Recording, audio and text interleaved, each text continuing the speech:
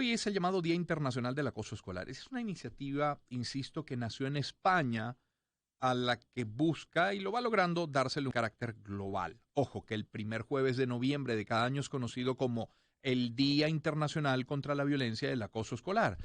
Total que mire, mayo, noviembre, da igual. De ese tema hay que hablar por mí una vez cada semana, o mejor que todos los días se hable de esto para que pare en algún momento, y me refiero con esto al acoso escolar, al llamado bullying en los últimos años. Son las 8:12. Vamos a conversar con Oscar Misle. El núcleo de la sociedad. Familia.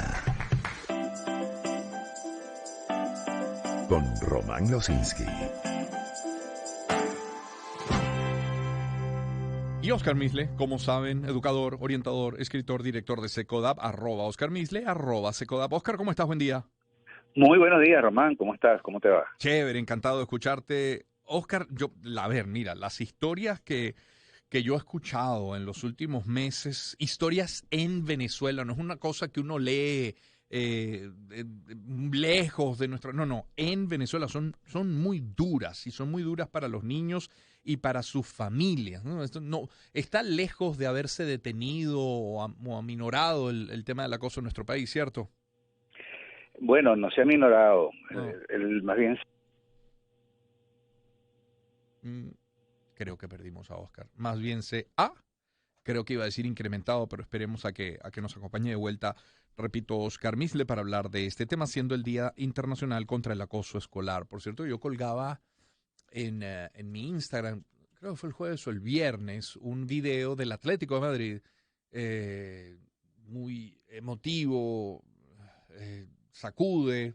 Son unos niños que lanzan. Hay un niñito que viene solo con una bandejita en estos típicos comedores escolares, no lo que estamos acostumbrados en el país, pero sí que se ven mucho en las películas, y le lanzan comida, y le lanzan comida, y cada vez son pedazos mayores de comida, y cuando ya le avanzan a lanzar un bollito de pan completo, lanzan el bollito de pan, y de pronto aparece una bandeja que detiene el bollito de pan. Es un niño un poquito más grande que viene vestido con la camisa del Atlético de Madrid, y entonces le dice al niñito, acosarlo, y dice: ¿me puedo sentar? Sí.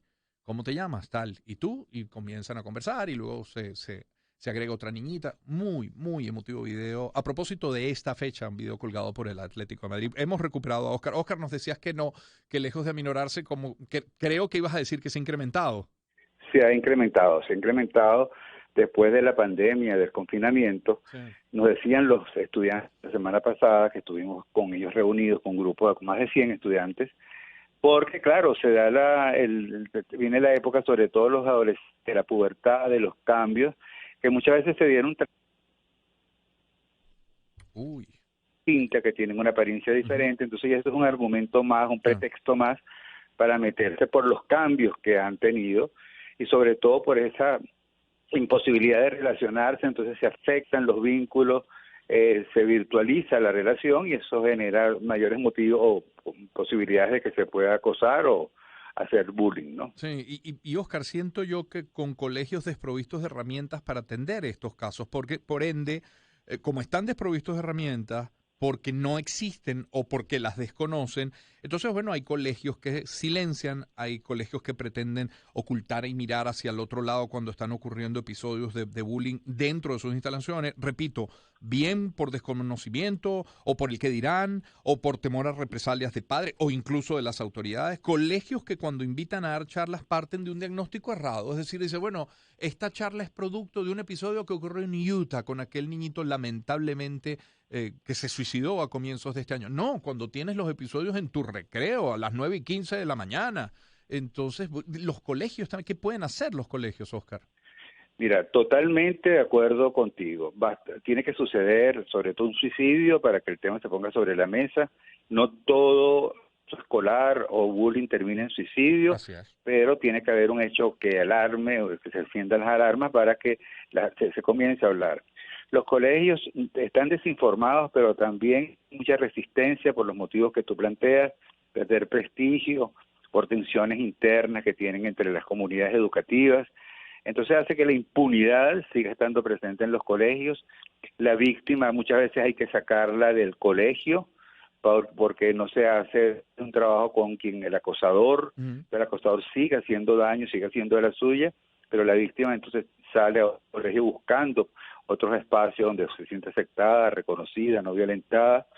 Los colegios cada vez tienen menos recursos para contratar especialistas, no hay psicólogos, no hay orientadores, profesores guía, y si los hay uno para todo bachillerato, otro para todo primaria, y se actúa de manera reactiva, no se hace prevención para que se conozca el tema. Entonces resulta ser que todo es bullying, cuando todo es bullying, nada es bullying. Entonces hay que tipificarlo, hay que reconocer que es un hecho violento, que es un hecho sistemático, repetido, reiterado, que hace que se afecte la estima del estudiante, que hace que se afecten las relaciones, los vínculos, su salud, inclusive física y mental.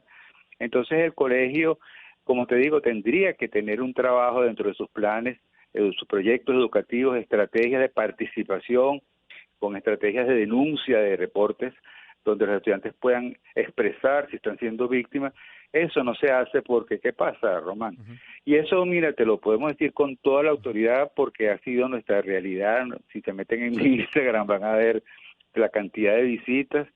Sigue estando siendo lo primero, lo más importante, el compromiso académico, que lo es, pero no es el más importante en este momento donde está afectada la salud mental. Tendrían que empezarse a establecer protocolos de intervención cuando se da el caso, dónde acudir, cuándo pasó, cuál es la historia, qué precedentes existen, de tal manera que se profundice en el tema y no que se haga lo que se suele hacer. ¿Qué se hace? Hay un caso de acoso escolar, se llaman a las partes, en este caso las partes se consideran que es el acosador y el acosado, se firma un acta de compromiso y ya, ahí quedó como una formalidad. Entonces no hay cambios porque no hay ni tratamiento ni abordaje para el que hizo bullying o para la víctima.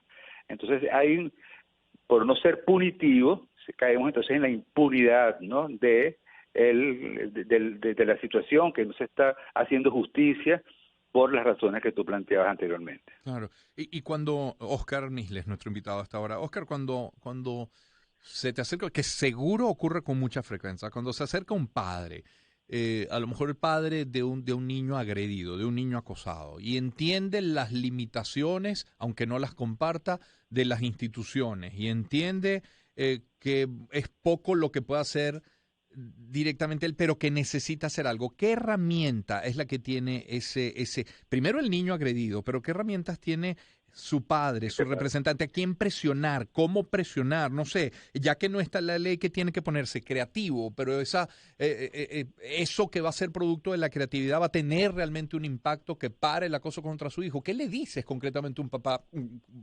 lógicamente preocupado? La creatividad tiene que venir de opciones, de una gama de opciones que te permitan a ti actuar como padre, saber dónde acudir, con quién hablar en el colegio, cómo abordar al hijo para poderlo escuchar, para no juzgarlo, para no incentivarlo a que golpee, a que devuelva la agresión, para de alguna manera sentirse menos mal consigo mismo. Entonces el padre tendría que tener estas instancias para su formación, para conocer cuáles son los efectos del bullying, que genera desde el punto de vista emocional, psicológico, cómo hacer para que el niño aprenda a poner límites, a adquirir herramientas para no dejarse agredir por otros. Eso requiere un trabajo de coordinación, un trabajo porque el padre solo no va a poder hacer mucho, porque el problema está en la escuela. Lo que tendría que haber es una articulación, que se establezca un puente de doble vía, escuelas, familias, para que ese padre no sienta la frustración de que fue a la instancia que él creía que iba a activar procesos o rutas o protocolos en la escuela y resulta que la denuncia se quedó en una sanción para quien cometió el bullying o el que tuvo la agresión, que es hacer una actividad comunitaria, hacer una investigación sobre el acoso, hacer una exposición con los primeros grados. Eso no resuelve el problema. Claro que no. El problema es que haya consecuencias claras y para la persona que está agrediendo, porque el padre puede hacer algo por su hijo, pero el que le está agrediendo el hijo, el que lo está molestando, el que lo está excluyendo, el que está generando violencia, ¿qué pasa con eso? Entonces tiene que ir a un consejo de protección, pero cuando va a un consejo de protección a hacer la denuncia, o hacer el reporte. Ujú. ¿Qué pasa en el Consejo de Protección? No hay programas para atender psicológicamente a la víctima, por ejemplo, para de alguna manera lograr que toda esa situación que lo está afectando se puedan buscar caminos desde el punto de vista psicosocial.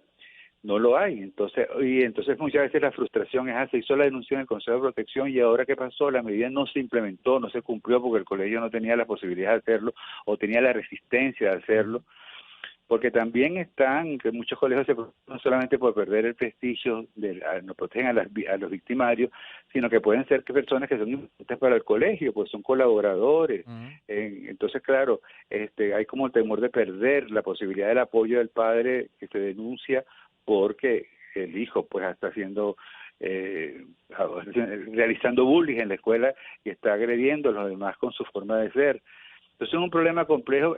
Ahora aquí la clave, Román, es participación, porque el padre solo puede apoyar, puede escuchar, puede promover actividades que permitan fortalecer la autoestima del niño, pero si el problema sigue en el colegio y lo vemos solamente como un problema del papá, de la víctima, del victimario, y la vemos como un problema de los testigos máximos, pero no lo vemos que no entendemos que es un problema sistémico, que es un problema, es una dinámica donde está la comunidad en pleno, desde el vigilante, la persona que trabaja en la cantina del colegio, en el comedor, todos son observadores o testigos que tendrían que trabajar para que realmente haya prevención.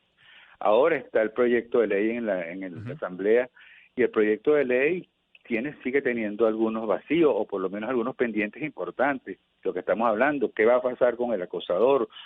Ahí se habla de unas medidas que pueden ser un tratamiento, pero ¿qué tratamiento? No dicen qué tipo de tratamiento, ni dónde hacer el tratamiento, ni en qué condiciones hacer el tratamiento. Se habla de la víctima, pero entonces dice que debe ser el abordaje a través de estrategias. ¿Qué estrategias? ¿Cuáles son estas estrategias? ¿Qué significa estrategia?